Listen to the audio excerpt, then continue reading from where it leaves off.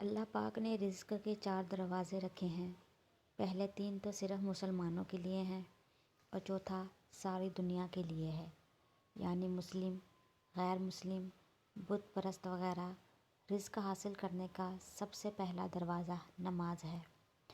جو شخص بھی نماز کا اہتمام کرتا ہے، اللہ اس کو برکت والا رزق عطا فرماتے ہیں۔ اہتمام یہ ہے کہ نماز کے وقت سے پہلے یا وقت ہوتے ہی اس کی تیاری میں لگ جانا اور وقت پر نماز ادا کرنا۔ رزق حاصل کرنے کا دوسرا دروازہ استغفار ہے۔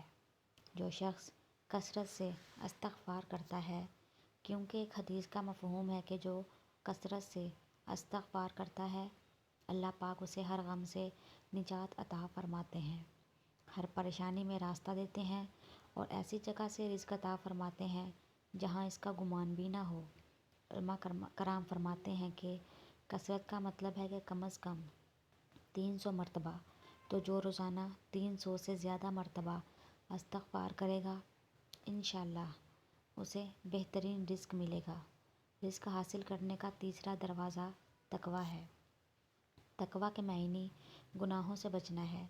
یاد رہے کہ مسلمانوں کے ذمہ ہر نیکی کرنا نہیں ہے، لیکن ہر گناہ سے بچنا ہر مسلمان کے لیے لازم ہے۔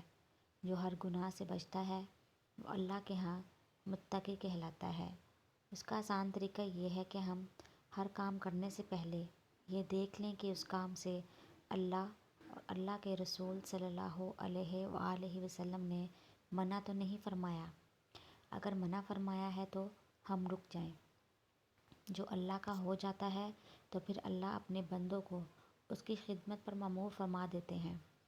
رزق حاصل کرنے کا چوتھا دروازہ ذریعہ معاش اختیار کرنا ہے، اور یہ دروازہ سب کے لیے ہے، کوئی کافر ہو یا مسلم، بتوں کو پوجنے والا ہو یا آتش پرست۔ اگر وہ معاش کا کوئی ذریعہ اختیار کرے گا تو اللہ اسے رزق عطا فرمائیں گے۔ مجھے افسوس اس بات پر ہے کہ مسلمانوں کی اکثریت نے پہلے 3 دروازے بھلا دیے ہیں اور آخری دروازے کو ہی لازم سمجھ لیا ہے، جبکہ ان 3 دروازوں سے رزق حاصل کرنا بہت آسان ہے۔ یہاں کوئی میری بات سے یہ مطلب نہ نکال لے کہ ملازمت، کاروبار یا معاش کا کوئی بھی دوسرا ذریعہ جو ہم نے اختیار کیا ہوا ہے اسے چھوڑ کر بیٹھ جائیں اور کام نہ کریں۔